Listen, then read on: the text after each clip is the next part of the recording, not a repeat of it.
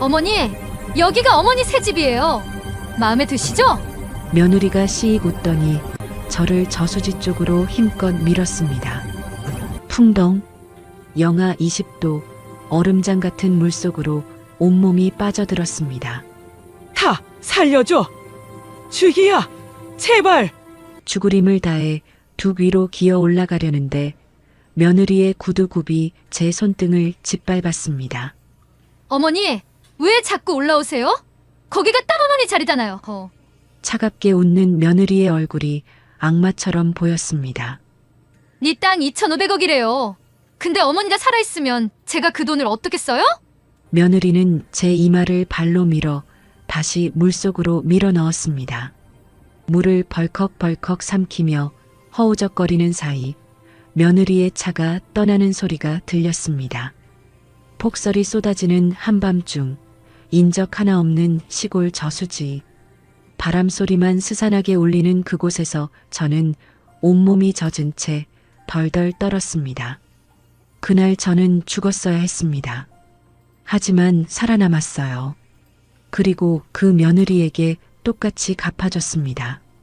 단 한 푼도 주지 않았거든요. 잠깐만요. 구독과 좋아요, 알림 설정 부탁드려요. 여러분의 구독은 평생 무료입니다. 좋아요를 눌러주시면 순잔의 사연 큰 힘이 됩니다. 오늘의 사연 바로 시작합니다. 폭설이 쏟아지는 한겨울 밤이었습니다. 검은 승용차 한 대가 인적 없는 시골길을 달리고 있었어요. 운전석에는 며느리 한주희가 앉아 있었고 뒷좌석에는 시어머니 박순자가 창밖을 바라보고 있었습니다. 차창 밖으로 보이는 풍경은 점점 황량해져 갔습니다. 가로등 하나 없는 어둠 속에서 눈발만 휘날렸어요. 순자는 불안한 마음에 며느리에게 물었습니다. 주희야, 요양원이 왜 이렇게 외진데 있어? 주희는 백미러로 시어머니를 힐끗 보며 대답했습니다. 공기 좋은 데가 어르신들한테 좋대요. 거의 다 왔어요. 순자는 고개를 끄덕였지만 마음 한구석이 찜찜했습니다. 창밖으로 보이는 것은 갈대밭과 얼어붙은 논뿐이었거든요. 사람 사는 마을은 보이지 않았습니다. 차가 멈춘 곳은 저수지 앞이었습니다. 칠흑 같은 어둠 속에서 저수지 물이 검게 일렁이고 있었어요. 폭설 때문에 앞이 잘 보이지 않았습니다. 순자는 차에서 내리며 두리번거렸습니다. 여기가 어디야? 건물이 하나도 안 보이는데. 주인은 순자의 팔을 잡고 저수지 둑 위로 이끌었습니다. 순자는 영문을 모른 채 며느리를 따라갔어요. 발밑에서 얼음이 서걱거리는 소리가 났습니다. 둑 위에 서자 주희가 갑자기 순자의 팔을 놓았습니다. 그리고는 씩 웃으며 말했어요. 어머니, 여기가 어머니 새 집이에요. 마음에 드시죠? 순자가 무슨 소리냐고 되묻기도 전에 주희가 순자의 등을 힘껏 밀었습니다. 순자의 몸이 공중으로 붕 떴다가 저수지 물속으로 빠졌어요. 풍덩 하는 소리와 함께 얼음장 같은 물이 온몸을 집어삼켰습니다. 으악! 살려줘! 순자는 물속에서 허우적거렸습니다. 영하 20도의 물은 칼로 베는 것처럼 차가웠어요. 숨을 쉴 수가 없었습니다. 온몸의 근육이 순식간에 굳어버리는 것 같았어요. 순자는 죽으림을 다해 둑 위로 손을 뻗었습니다. 손가락 끝이 간신히 둑 가장자리에 닿았어요. 바로 그때 주희의 구두굽이 순자의 손등을 짓밟았습니다. 뼈가 으스러지는 것 같은 고통이 손끝에서 온몸으로 퍼졌어요. 순자는 비명을 질렀습니다. 아, 주희야, 왜 이래? 주희는 손등을 밟은 채 허리를 굽히고 순자를 내려다보았습니다.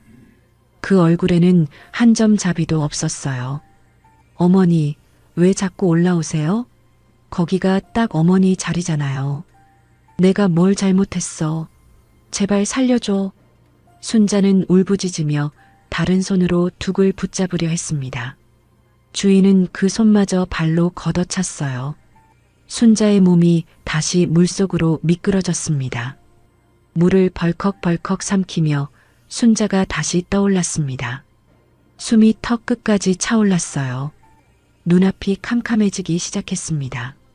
주희야, 엄마가 널 어떻게 키웠는데 이럴 수 있어.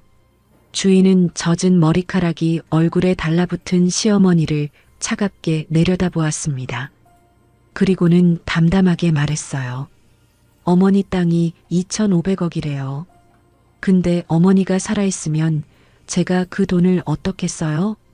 순자는 그 말을 듣고 눈이 휘둥그레졌습니다. 2,500억이라니 무슨 소리인지 이해가 되지 않았어요. 하지만 며느리의 다음 행동은 더 이해가 되지 않았습니다. 주희가 순자의 이마를 발로 밀었어요. 순자의 몸이 다시 물속으로 가라앉았습니다. 물이 코와 입으로 밀려 들어왔어요. 허우적거리는 순자의 귀에 차문이 닫히는 소리가 들렸습니다. 엔진 소리가 멀어지고 곧 아무 소리도 들리지 않았어요. 순자는 혼자 남겨졌습니다. 죽으림을 다해 물 위로 떠올랐어요. 팔다리를 휘저으며 둑으로 기어갔습니다. 손톱이 갈라지고 피가 났지만 멈출 수 없었어요. 살아야 했습니다. 간신히 둑 위로 기어 올라온 순자는 그 자리에 쓰러졌습니다. 온몸이 물에 흠뻑 젖어 있었어요. 젖은 옷이 살갗에 달라붙어 체온을 빼앗아갔습니다. 이가 딱딱딱 부딪혔어요. 폭설은 멈추지 않고 쏟아졌습니다. 장면은 3년 전으로 돌아갑니다.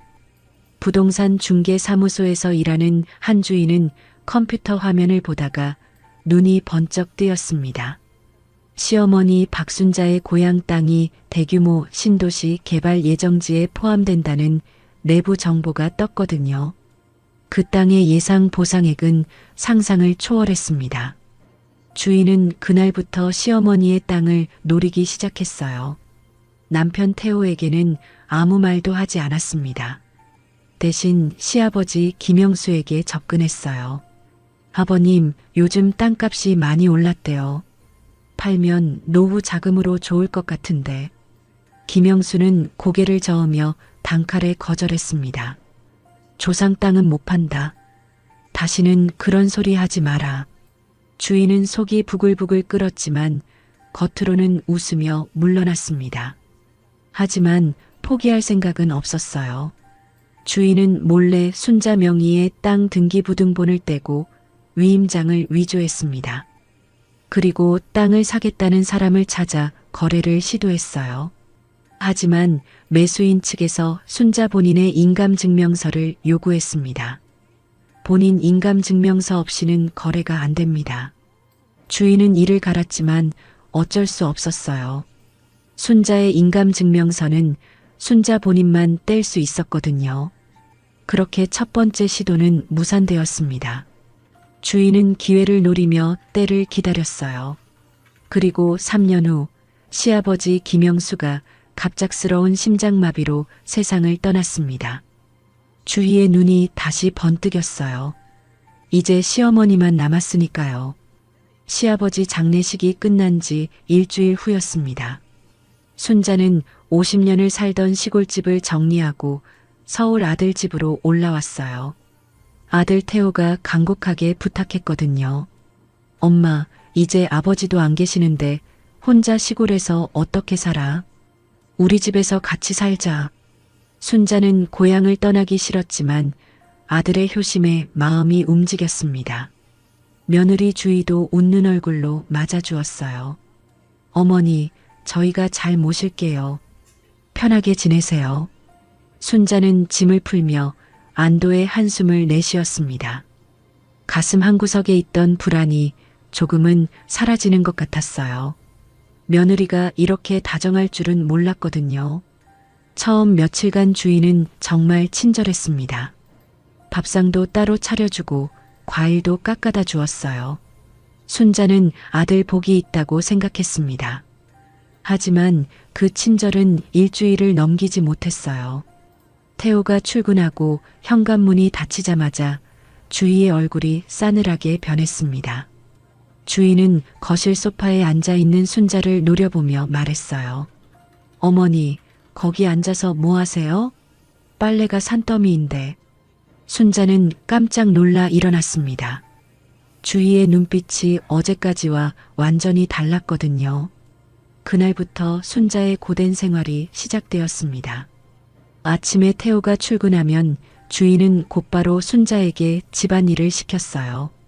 빨래, 설거지, 청소, 요리까지 모든 일이 순자의 몫이었습니다. 순자가 허리가 아파서 잠시 앉아 쉬면 주희가 소리를 질렀어요. 어머니, 또 빈둥거려요? 밥 먹여주고 재워주면 일이라도 해야죠. 순자는 아무 말도 못하고 다시 일어났습니다. 72년을 살면서 이런 수모를 당해본 적이 없었어요. 하지만 아들 집에서 쫓겨날까봐 입을 다물었습니다. 밥도 따로 먹어야 했어요. 주인은 가족 밥상에 순자 자리를 마련하지 않았습니다. 남은 반찬을 따로 담아서 부엌 구석에 놓아두었어요. 어머니는 여기서 드세요. 민준이가 할머니 냄새 싫어해요.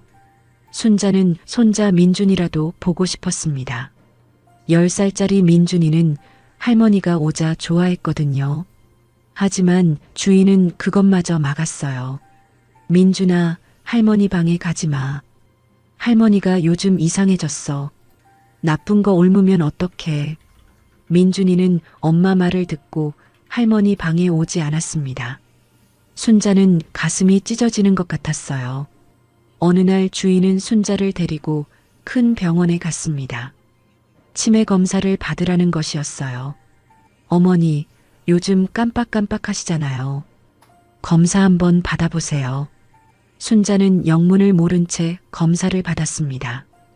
의사는 검사 결과를 보며 말했어요. 보호자분, 치매는 아닙니다. 남편분 돌아가신 후 스트레스로 인한 경미한 인지 저하가 있어요.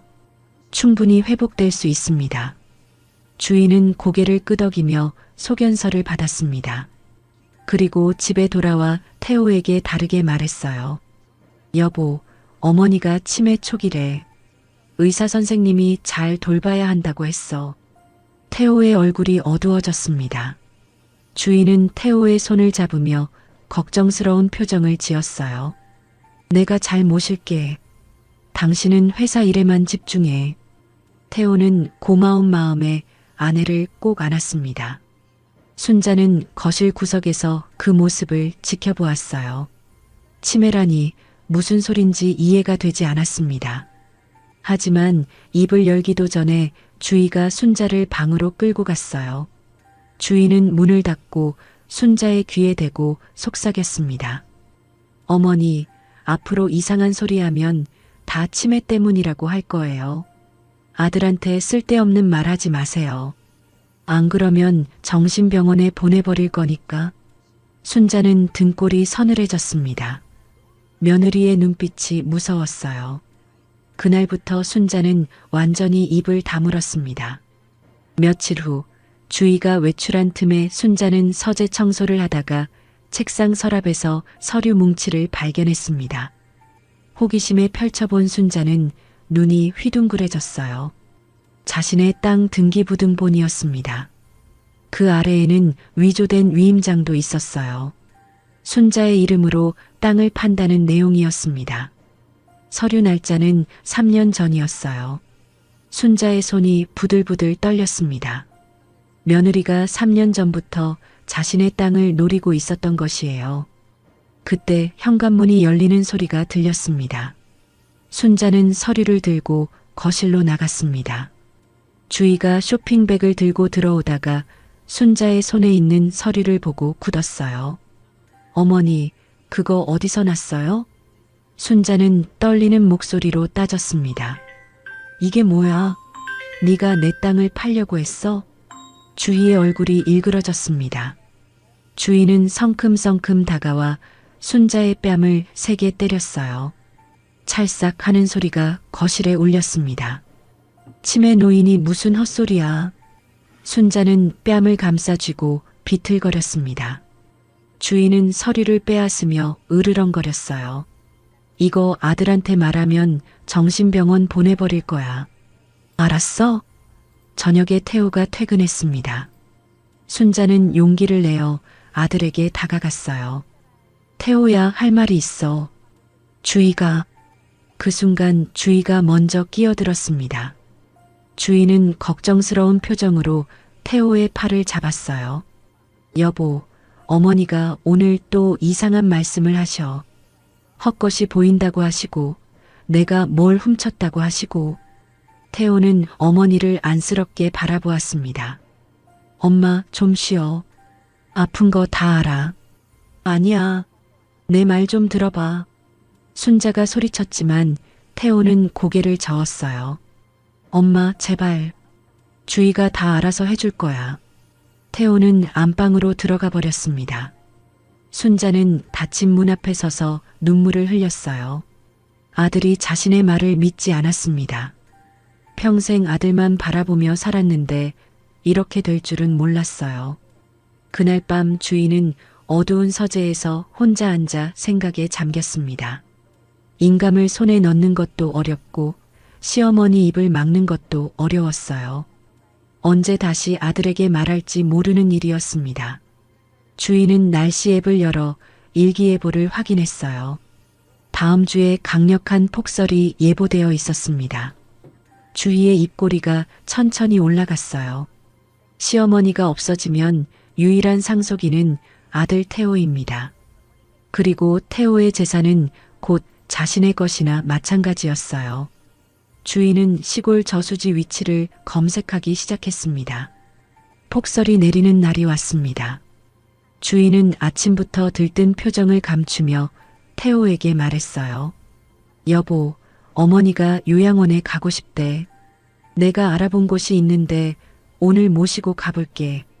태호는 출근 준비를 하며 고개를 끄덕였습니다. 그래, 고마워. 엄마 잘 부탁해. 주희는 웃으며 남편을 배웅했어요. 현관문이 닫히자 주희의 얼굴에서 웃음기가 싹 사라졌습니다.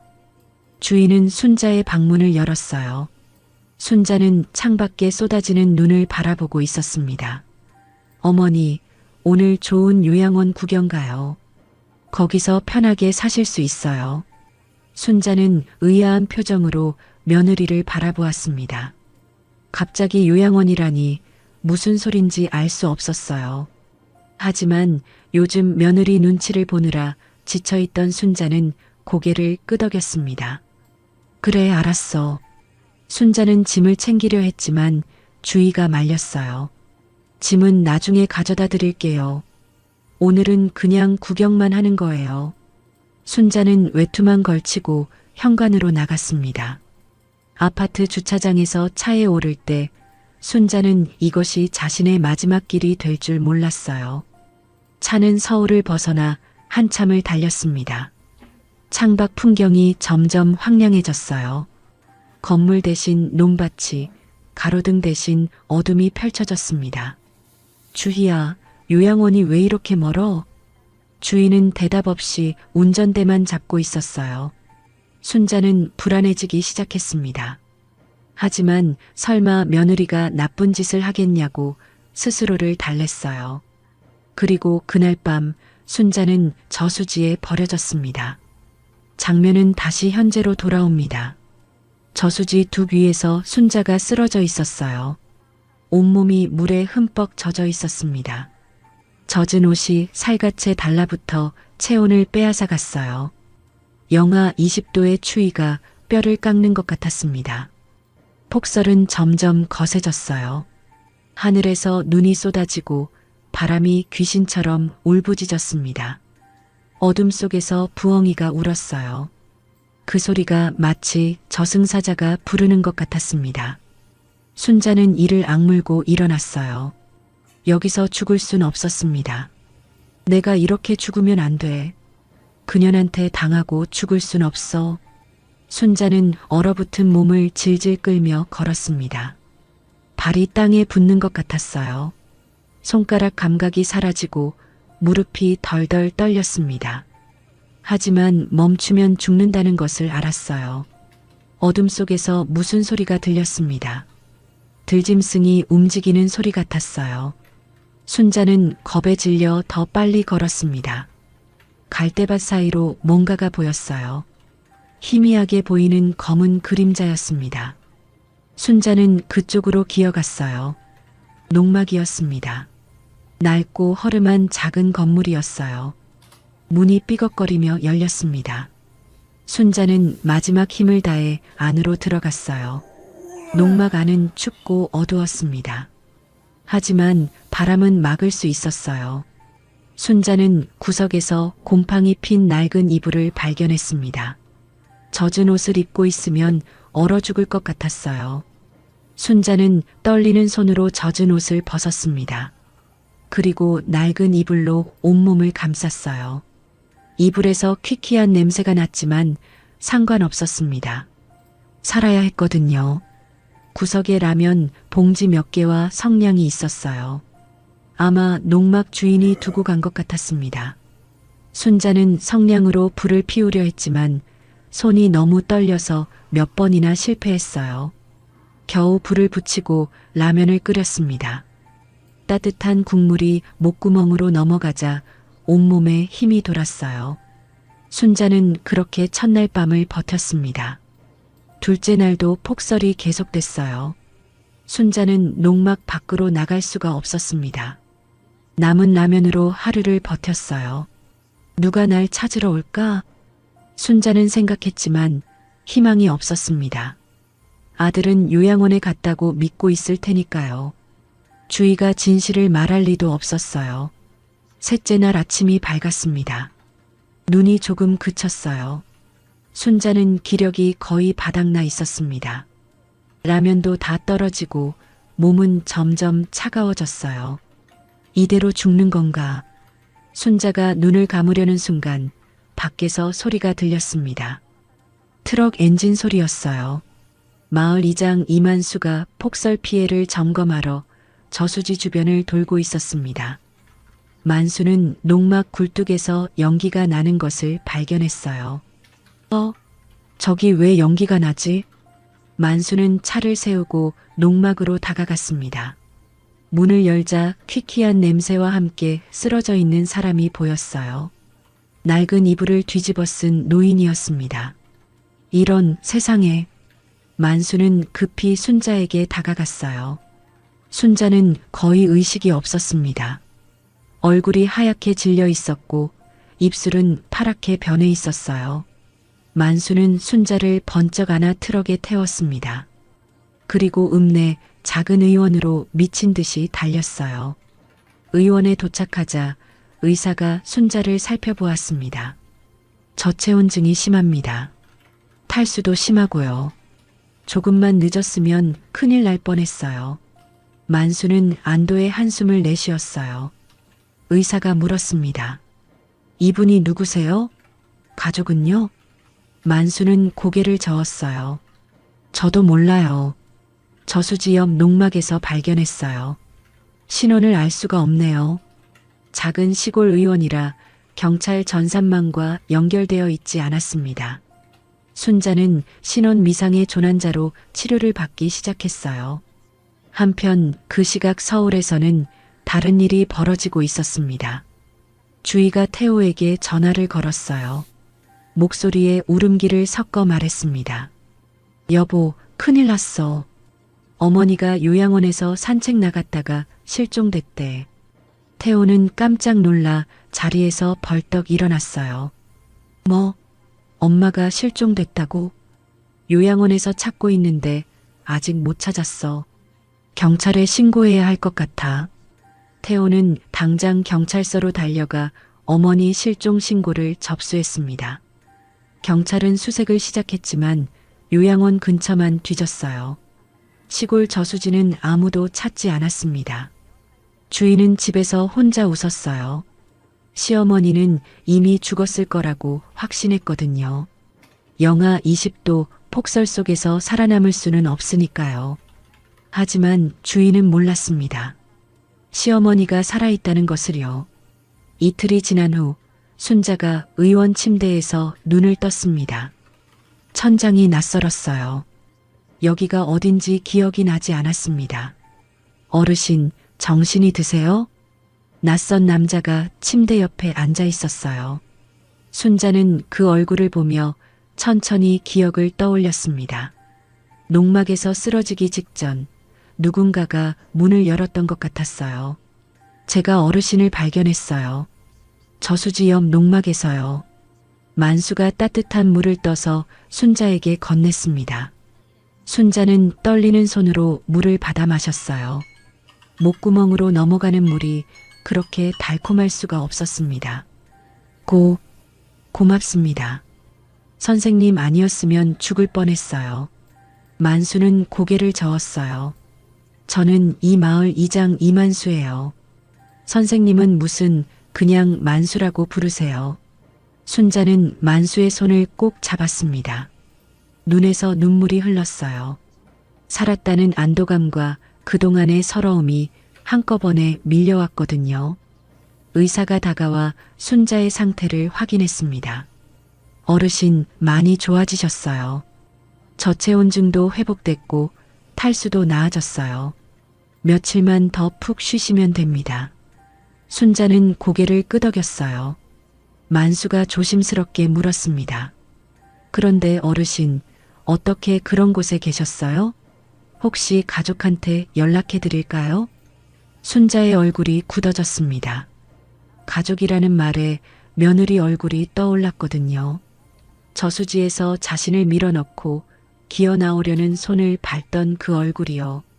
순자는 한참을 망설이다 입을 열었습니다. 며느리가 저를 버렸어요. 저수지에 밀어넣고 가버렸어요. 만수의 눈이 휘둥그레졌어요. 믿기 어려운 이야기였습니다.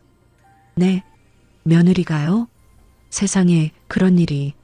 순자는 그동안 있었던 일을 하나하나 털어놓았습니다.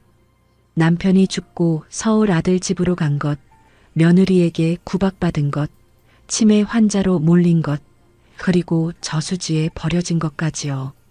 만수는 이야기를 듣는 내내 얼굴이 불그락푸르락 했어요. 주먹이 부들부들 떨렸습니다. 그런 나쁜 년이 있나? 당장 경찰에 신고합시다. 순자는 만수의 손을 잡으며 고개를 저었어요. 잠시만요. 아들 생각에 조금만 시간을 주세요. 만수는 답답했지만 순자의 뜻을 존중했습니다. 며칠 후 순자는 의원에서 퇴원했어요. 돌아갈 곳이 없는 순자에게 만수가 말했습니다. 어르신, 우리 집에서 당분간 지내세요. 혼자 사는 집이라 방이 남아요. 순자는 처음에는 사양했어요. 폐를 끼치기 싫었거든요. 하지만 만수의 진심 어린 권유에 결국 고개를 끄덕였습니다. 만수의 집은 작지만 따뜻했어요. 만수는 순자에게 제일 좋은 방을 내주었습니다. 이불도 새 것으로 바꾸고 방에 난로도 피워주었어요. 순자는 따뜻한 방에 들어서자 눈물이 났습니다. 서울 아들 집에서는 난방도 꺼진 방에서 지냈거든요. 이렇게 사람다운 대우를 받아본 게 얼마만인지 몰랐어요. 만수는 직접 밥을 지어 순자에게 가져다 주었습니다. 따뜻한 밥과 된장찌개, 나물 반찬이었어요. 순자는 밥을 먹으며 또 눈물을 흘렸습니다. 왜 울어요? 밥이 입에 안 맞아요? 순자는 고개를 저었어요. 안 해요. 너무 맛있어서 그래요. 이렇게 따뜻한 밥 먹어본 게 오래됐어요. 만수는 멋쩍게 웃었습니다. 맛있으면 많이 드세요. 몸 보신해야죠.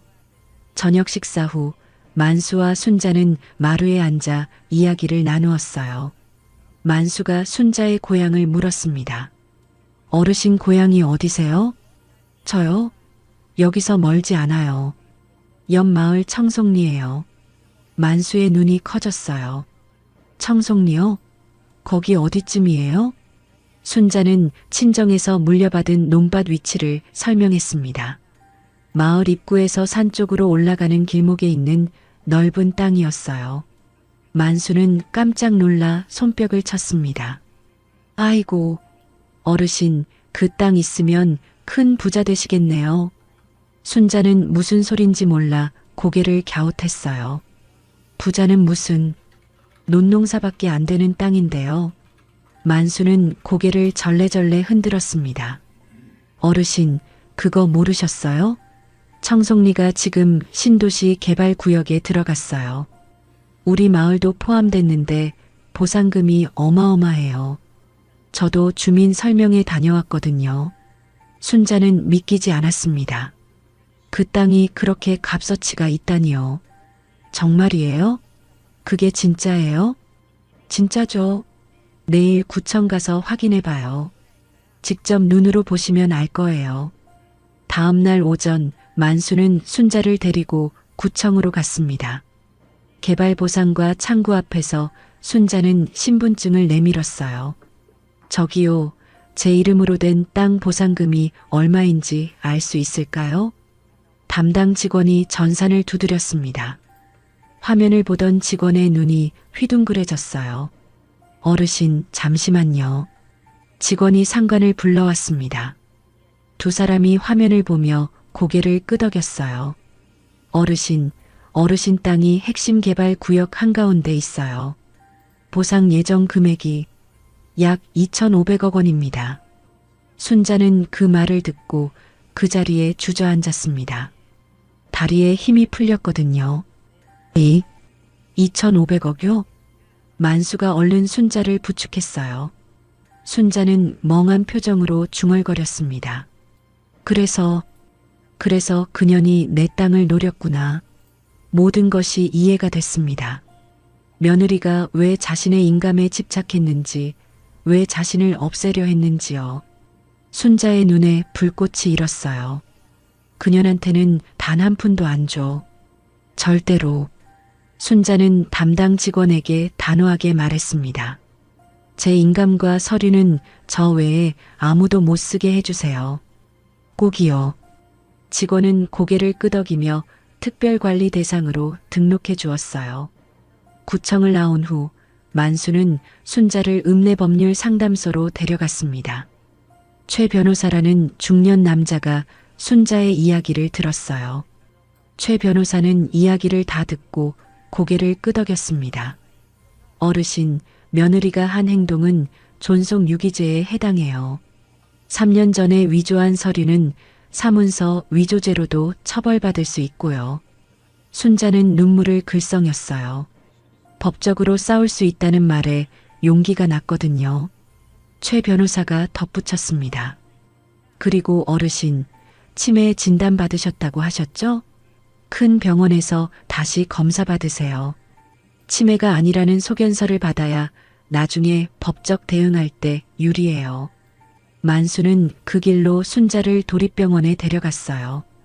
정밀 검사 결과 의사가 말했습니다. 어르신, 치매 아니세요. 스트레스로 인한 일시적 인지 저하였는데 지금은 정상으로 회복됐어요. 순자는 소견서를 받아들고 가슴을 쓸어내렸습니다. 이제 싸울 준비가 된 것이에요.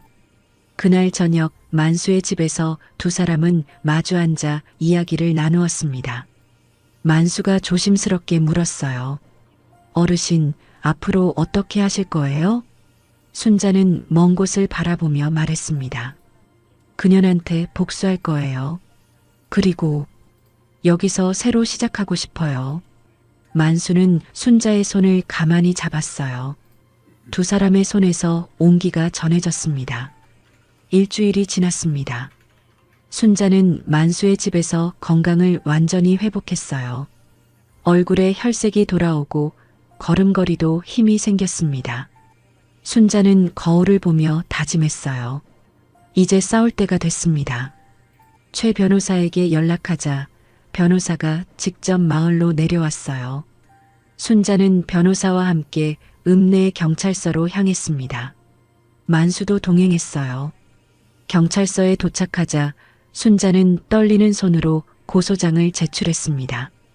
최 변호사가 옆에서 도왔어요. 피고소인 한주희를 존속 유기죄와 사문서 위조죄로 고소합니다.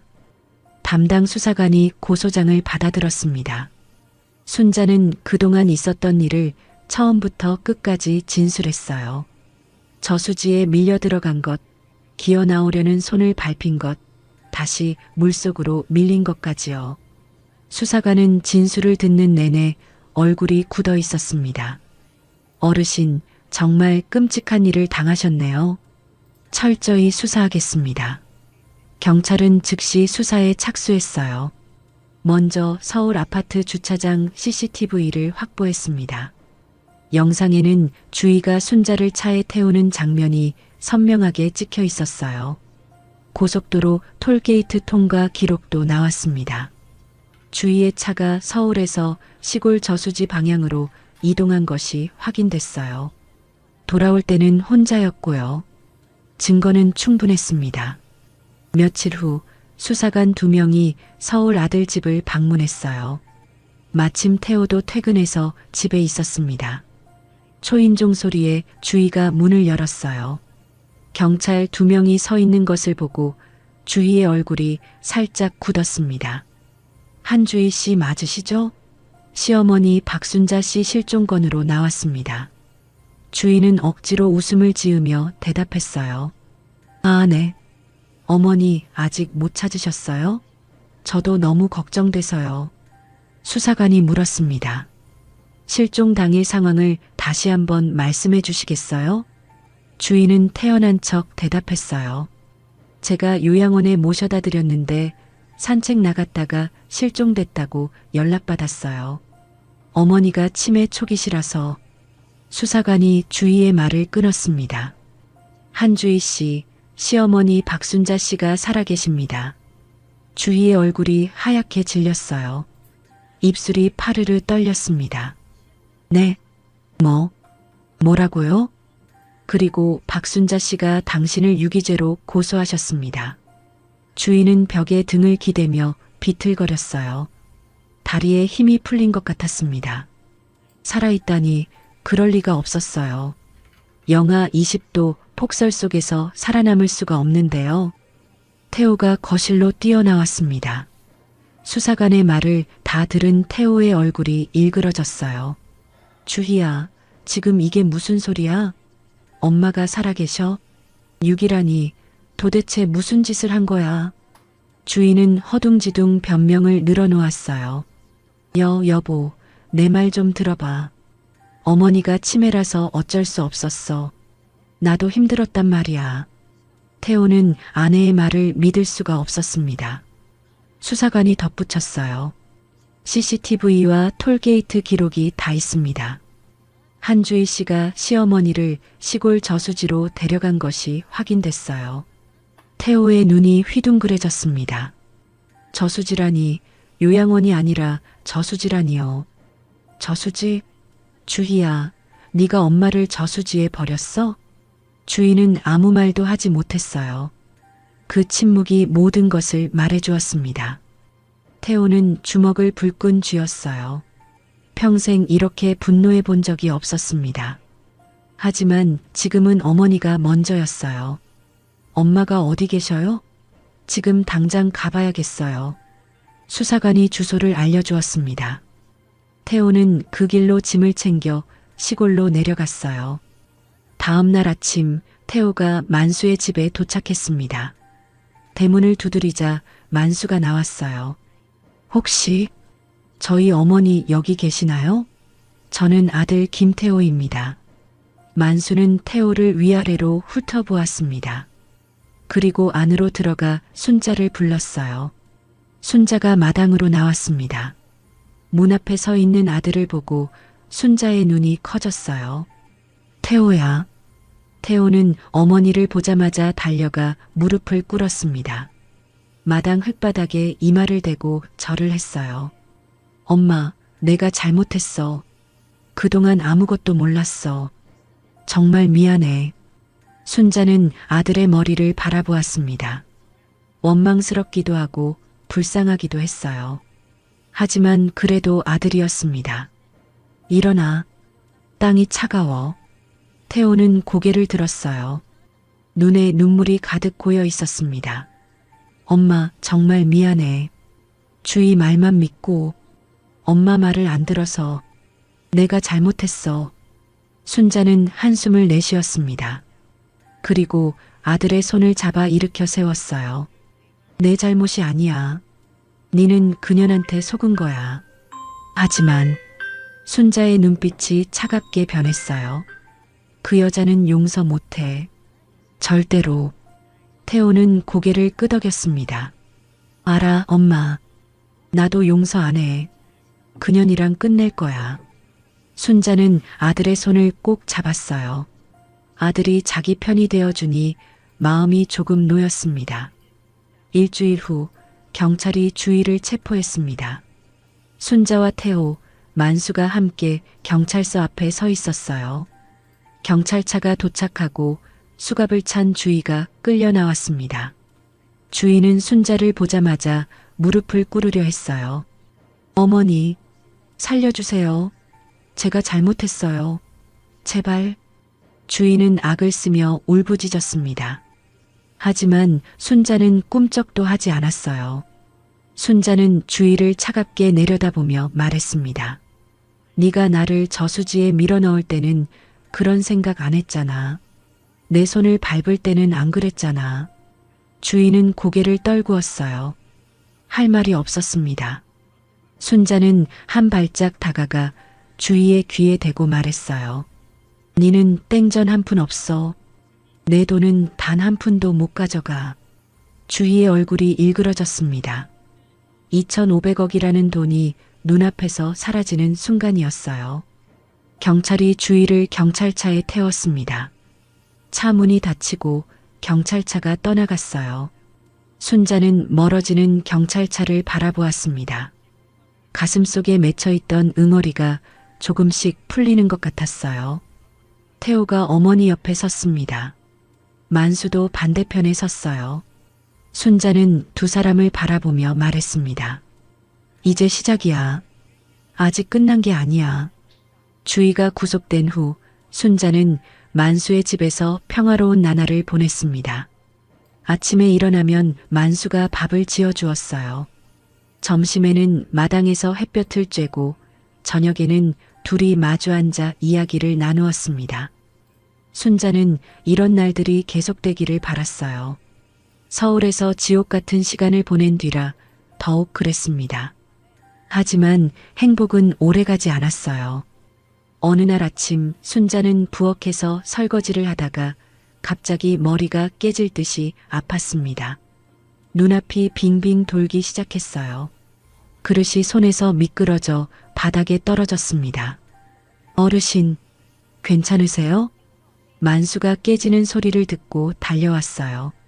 순자는 싱크대를 붙잡고 간신히 서 있었습니다. 얼굴이 하얗게 질려 있었어요. 머리가 너무 아파요. 순자는 그 말을 끝으로 그 자리에 쓰러졌습니다. 만수는 순자를 번쩍 안아 차에 태웠어요. 그리고 읍내 병원으로 미친 듯이 달렸습니다. 병원에 도착하자 의사가 순자를 검사했어요. CT를 찍고 피 검사를 하고 이것저것 확인했습니다. 만수는 복도에서 안절부절 못하며 기다렸어요. 한참 후 의사가 만수를 불렀습니다. 의사의 표정이 좋지 않았어요. 보호자분이시죠?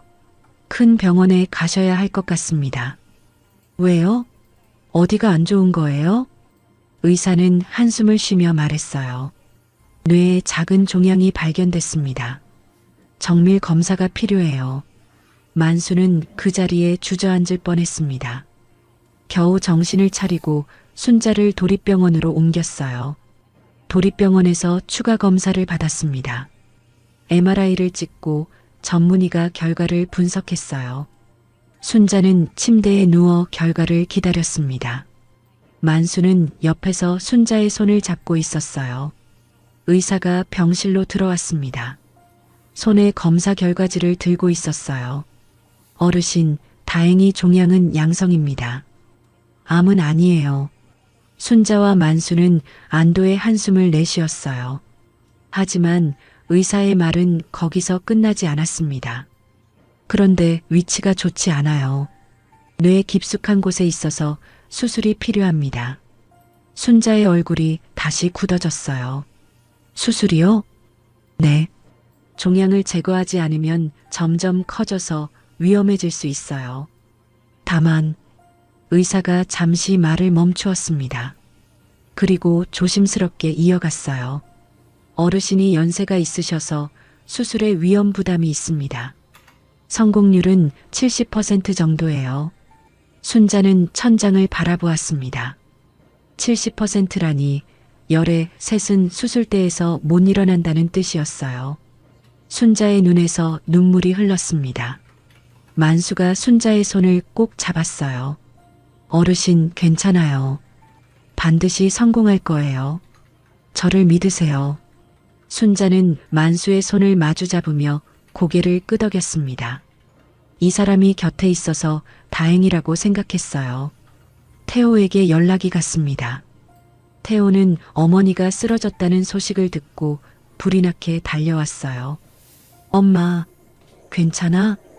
태호가 병실 문을 열고 뛰어들어왔습니다. 순자는 침대에 누워 아들을 바라보았어요. 왔어? 그래, 왔구나. 태호는 침대 옆에 앉아 어머니 손을 잡았습니다. 의사에게 상황을 들은 태호는 얼굴이 하얗게 질렸어요. 엄마, 서울 큰 병원으로 가자. 거기가 더 좋은 의사 선생님들 있어. 순자는 고개를 저었습니다. 안 가. 나는 여기서 수술 받을 거야. 왜? 서울이 더 나을 텐데. 순자는 만수를 바라보았어요. 만수가 복도에서 커피를 들고 들어오고 있었습니다. 만수 씨 곁에 있고 싶어? 여기가 좋아. 태호는 어머니의 눈빛을 보고 더 말하지 않았어요. 어머니가 이곳에서 마음의 평화를 찾았다는 것을 알았거든요. 한편 그 시각 구치소에서는 다른 일이 벌어지고 있었습니다. 주인은 차가운 감방에서 하루하루를 보내고 있었어요. 그날 친정어머니가 면회를 왔습니다. 면회실 유리창 너머로 친정어머니의 얼굴이 보였어요. 주인은 수화기를 들었습니다. 엄마 왔어? 친정어머니는 한숨을 쉬며 말했어요. 그래, 왔다. 네가 무슨 짓을 한 거야? 시어머니를 저수지에 버려? 주인은 고개를 숙였습니다. 할 말이 없었거든요. 그건 그렇고 친정어머니가 조심스럽게 말했어요. 시어머니가 뇌수술을 앞두고 있다더라. 주희의 눈이 번쩍 뜨였습니다. 뭐? 수술? 뇌수술? 응. 종양이 발견됐다는구나. 위험한 수술이래. 주희의 머릿속에서 계산이 빠르게 돌아갔어요. 시어머니가 수술 중에 잘못되면 재산은 아들한테 갑니다. 그리고 아직 이혼은 안 됐으니까 자기도 몫이 있을 수 있었어요. 주인은 수화기에 얼굴을 바짝 대고 속삭였습니다. 엄마, 부탁이 있어. 뭔데? 시어머니가 수술하다 잘못되기 전에 상속 포기 각서라도 받아내야 해. 엄마가 좀 도와줘. 친정어머니의 얼굴이 일그러졌어요. 뭐? 지금 무슨 소리야? 네가 사람을 죽이려고 했는데 아직도 돈 생각이야? 엄마, 제발. 2,500억이야. 2,500억. 친정어머니는 고개를 절레절레 흔들었습니다. 안 돼. 나는 못 도와줘. 네가 저지른 일인데 내가 어떻게 도와줘. 엄마. 친정어머니는 수화기를 내려놓고 자리에서 일어났어요. 뒤돌아보지 않고 면회실을 나갔습니다. 주인은 유리창을 두드리며 소리쳤지만 소용없었어요. 며칠 후 순자는 수술 전 준비를 했습니다. 만일의 사태에 대비해 유언장을 쓰기로 했어요. 최 변호사가 병원으로 찾아왔습니다. 순자는 침대에 앉아 자신의 뜻을 전했어요. 변호사님, 제가 혹시 수술대에서 못 일어나면. 최 변호사가 고개를 끄덕이며 펜을 들었습니다. 말씀하세요. 제가 다 적겠습니다. 순자는 또렷한 목소리로 말했어요. 며느리 한주희에게는 단 한 푼도 상속하지 않습니다. 재산은 아들 김태호와 마을 발전 기금에 나누어 기부해요. 최 변호사가 유언장을 작성했습니다. 증인 2명이 입회한 자리에서 순자가 서명했어요. 만수와 병원 간호사가 증인이 되었습니다. 유언장을 다 쓰고 나니 마음이 한결 가벼워졌어요. 이제 무슨 일이 있어도 그년한테는 한 푼도 안 가니까요. 수술 전날 밤이었습니다. 순자는 병실 침대에 누워 창밖을 바라보았어요. 밤하늘에 별이 총총 빛나고 있었습니다. 만수가 병실 문을 열고 들어왔어요. 손에 따뜻한 물을 들고 있었습니다. 내일 수술인데 잠은 오세요? 순자는 고개를 저었어요. 만수 씨, 혹시 내가 깨어나지 못하면. 그동안 정말 고마웠어요. 만수는 순자의 손을 꼭 잡았습니다. 그런 말하지 마세요. 반드시 깨어나셔야 해요. 저랑 같이 할 일이 아직 많잖아요. 순자는 만수의 손을 마주 잡으며 미소 지었어요. 그래요. 꼭 깨어날게요. 다음 날 아침 수술실 앞이었습니다. 순자는 이동 침대에 누워 있었어요. 태호와 만수가 양옆에 서 있었습니다. 엄마 힘내. 기다리고 있을게. 태호가 어머니의 손을 잡았어요. 순자는 아들에게 미소를 지어 보였습니다. 수술실 문이 열리고 의료진이 순자를 데려갔어요. 문이 닫히자 빨간 불이 켜졌습니다. 태호와 만수는 수술실 앞 의자에 나란히 앉았어요. 두 사람 모두 두 손을 모으고 기도했습니다. 수술실 앞 빨간 불이 켜진 지 5시간이 지났습니다. 태호와 만수는 의자에 앉아 꼼짝도 하지 않았어요. 두 사람 모두 두 손을 꼭 모으고 있었습니다. 복도 시계 초침 소리만 똑딱똑딱 울렸어요. 1시간이 10시간처럼 느껴졌습니다. 그때 수술실 문이 열렸어요. 수술복을 입은 의사가 마스크를 내리며 나왔습니다. 태호와 만수가 벌떡 일어났어요. 수술 결과가 어떻게 됐습니까? 태호가 떨리는 목소리로 물었습니다. 의사의 입가에 미소가 번졌어요. 수술 성공입니다. 종양을 깨끗이 제거했어요. 태호의 무릎이 풀렸습니다. 그 자리에 주저앉으며 울음을 터뜨렸어요. 감사합니다.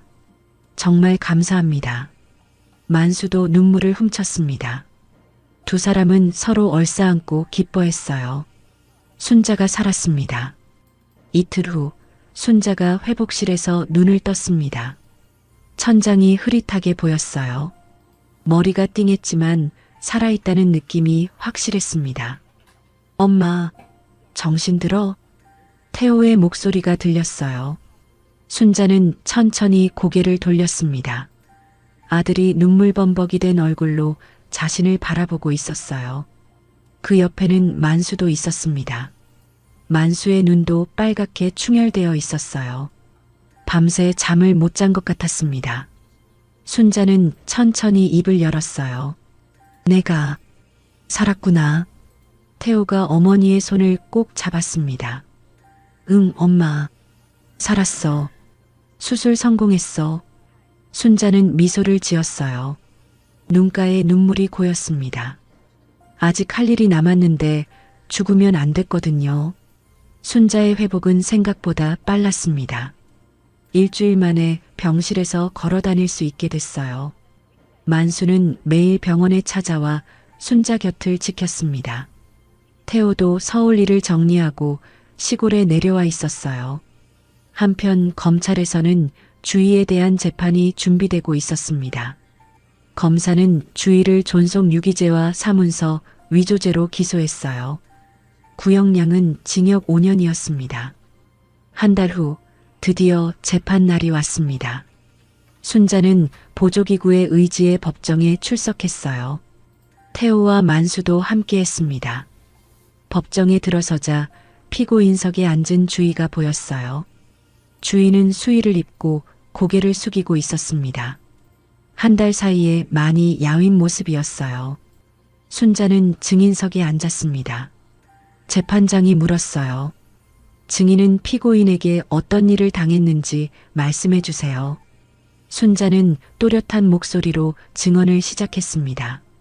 서울 아들집에서 구박받은 일, 치매 환자로 몰린 일, 저수지에 버려진 일까지요. 며느리가 저를 저수지에 밀어 넣었습니다. 기어 나오려니까 제 손을 밟았어요. 그리고 발로 밀어서 다시 물에 빠뜨렸습니다. 방청석에서 탄식이 터져 나왔어요. 재판장의 얼굴도 굳어졌습니다. 순자는 담담하게 말을 이어갔어요. 며느리는 저한테 이렇게 말했어요. 어머니 땅이 2,500억이래요. 어머니가 살아있으면 제가 그 돈을 어떻게 써요. 그러고는 저를 두고 가버렸어요. 법정이 술렁였습니다. 주인은 고개를 더 깊이 숙였어요. 피해자 진술이 끝나고 피고인 최후 변론 시간이 됐습니다. 주의가 일어났어요. 눈에 눈물이 가득했습니다. 재판장님, 저도 힘들었어요. 시어머니를 모시는 게 얼마나 어려운데요. 저도 피해자예요. 주인은 울먹이며 말했어요. 하지만 재판장의 표정은 냉담했습니다. 저한테도 한 번만 기회를 주세요. 반성하고 있어요. 제발이요. 주희의 변론이 끝났습니다. 재판장이 판결문을 읽기 시작했어요.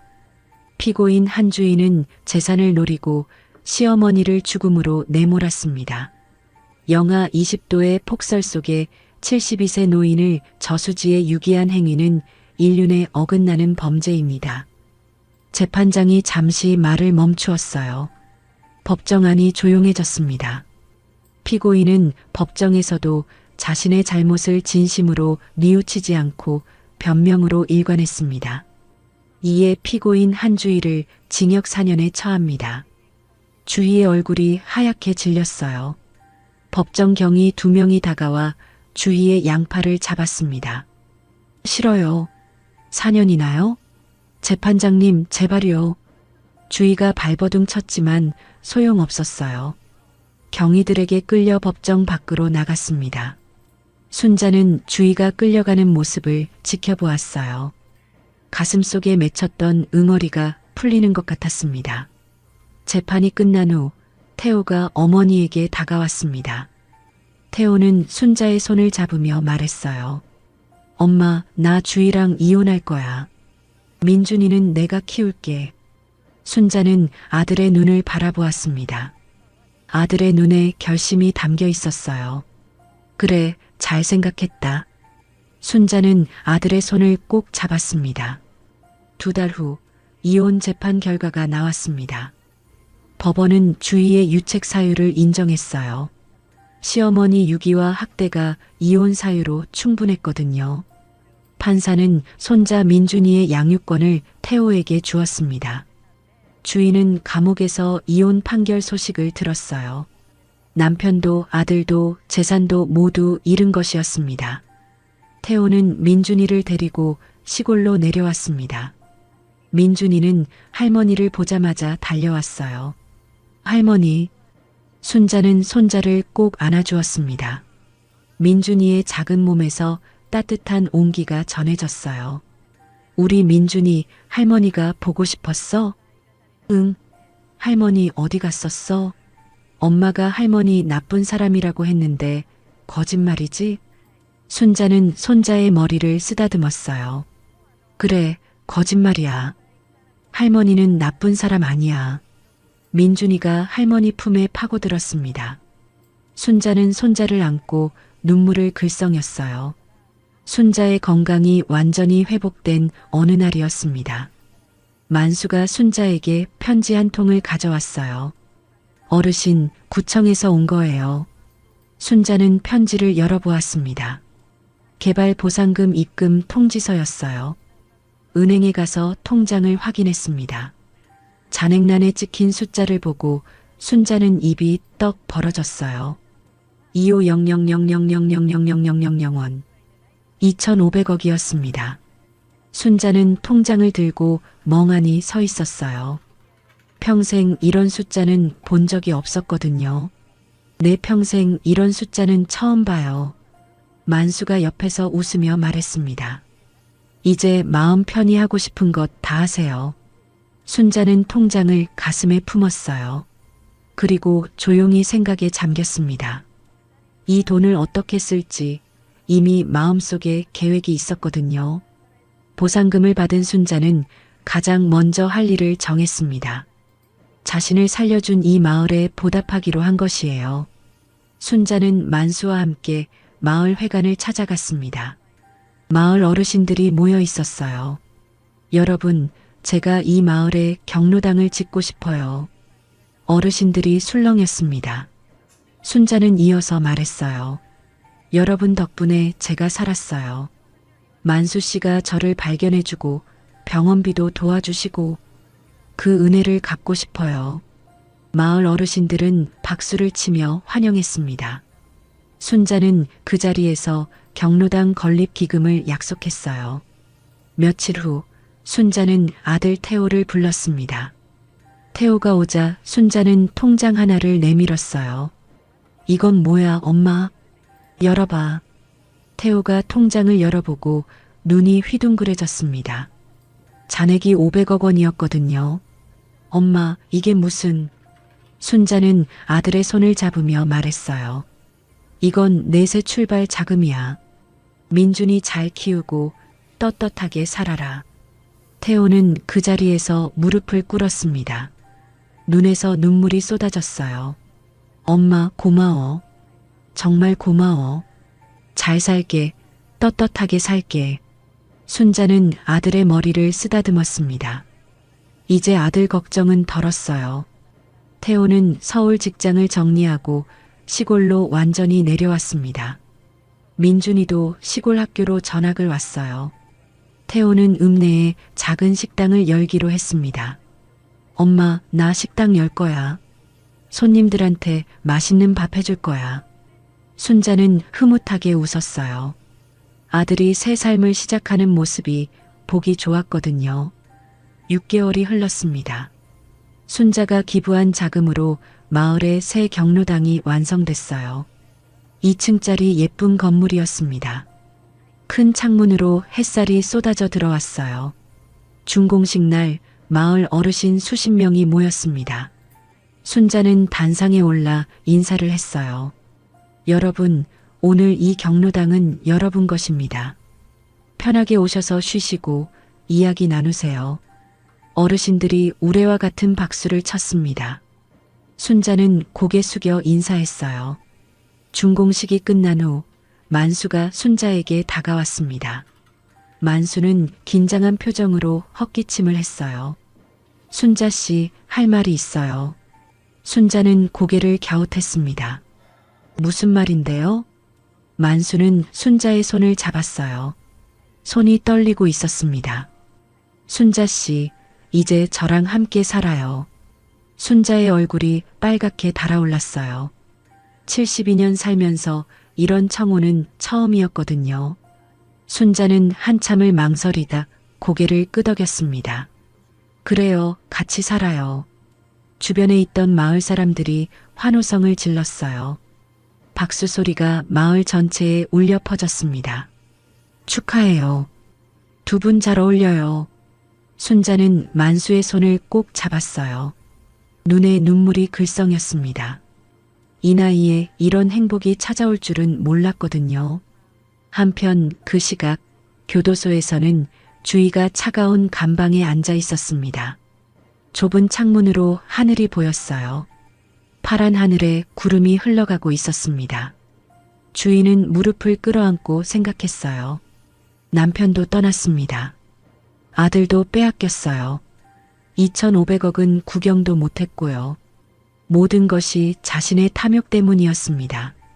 주인은 창살 너머 하늘을 바라보며 눈물을 흘렸어요. 후회해도 이미 늦었습니다. 2년이 흘렀습니다. 순자와 만수는 부부가 됐어요. 조촐하게 결혼식을 올리고 함께 살기 시작했습니다.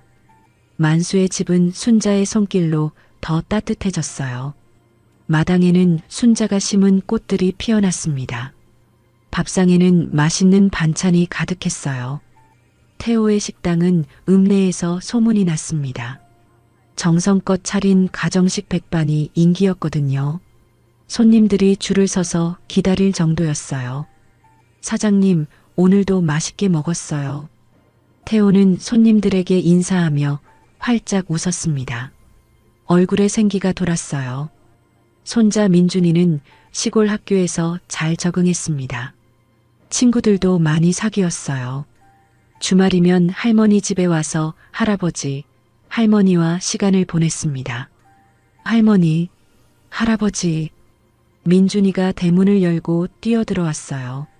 순자는 마당에서 손자를 받았습니다. 우리 민준이 왔어? 많이 컸네. 민준이가 할머니 품에 안겼어요. 작은 팔로 할머니를 꼭 껴안았습니다. 할머니, 나 할머니가 제일 좋아. 순자는 손자의 머리를 쓰다듬었어요. 가슴이 뭉클했습니다. 살아있어서 다행이라고 생각했어요. 어느 따뜻한 봄날 오후였습니다. 순자는 경로당에서 마을 어르신들과 화투를 치고 있었어요. 웃음소리가 끊이지 않았습니다. 아이고, 또 졌네. 순자 씨 오늘 손이 좋아. 만수가 커피를 들고 들어왔어요. 순자 옆에 앉으며 말했습니다. 오늘도 이기고 있어요? 순자는 웃으며 대답했어요. 당연하죠. 나 화투는 잘 쳐요. 어르신들이 깔깔 웃었습니다. 순자도 함께 웃었어요. 해가 질 무렵 순자와 만수는 경로당 마당에 나란히 앉았습니다. 노을이 하늘을 붉게 물들이고 있었어요. 순자는 만수의 손을 잡으며 말했습니다. 만수 씨, 고마워요. 갑자기 왜요? 순자는 하늘을 바라보며 말했어요. 당신이 나를 살려줬잖아요. 그냥 지나갈 수도 있었는데. 만수는 순자의 손을 꼭 잡았습니다. 저도 고마워요. 순자 씨가 내 삶에 와줘서. 두 사람은 한참 동안 노을을 바라보았어요. 따뜻한 바람이 불어왔습니다. 순자는 조용히 말했어요. 돈보다 사람이 진짜 재산이에요. 만수가 고개를 끄덕였습니다. 맞아요. 사람이 재산이에요. 순자는 미소 지었어요. 2,500억보다 더 큰 것을 찾았거든요. 곁에 있는 사람들, 그게 진짜 행복이었습니다. 눈부신 노을 아래 순자와 만수는 손을 잡고 앉아 있었어요. 평화로운 저녁이었습니다. 순자의 새로운 인생은 이제 막 시작된 것이에요. 자신을 살려준 이 마을에 보답하기로 한 것이에요.